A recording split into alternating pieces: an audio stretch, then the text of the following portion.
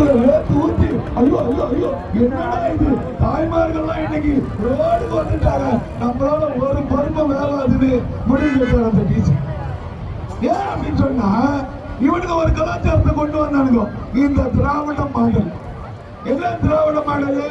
ரோட்ல எவன் பொண்டாட்டி எவன் புரிஞ்ச சந்தோஷமான ரோடு, ரோட்ல அவுத்து போட்டு ஆடுறதுக்கு ஹாப்பி ஸ்ட்ரீட் இந்த அரசாங்கம் அனுமதி கொடுத்து காவல்துறை ஒப்புந்து நடக்குது.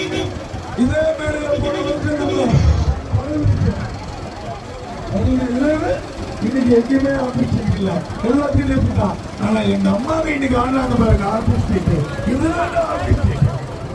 என்ன ஒரு வருஷம் வீட்டுல 1000 கஷ்டம், புருஷ கஷ்டம், பொண்டாட்டி கஷ்டம், மாமியார் கஷ்டம், நாத்தனார் கஷ்டம், மூத்தார் கஷ்டம், எல்லா கஷ்டமும் பிள்ளையார் வந்து பறந்து போச்சு.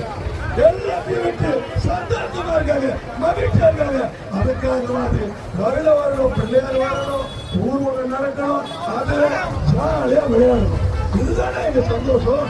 இந்த மகிழ்ச்சிக்கு முற்றுப்புள்ளி வைக்கிறாங்க. நோய் நொடி வரக்கூடாது. என்ன பண்ணுவோம்?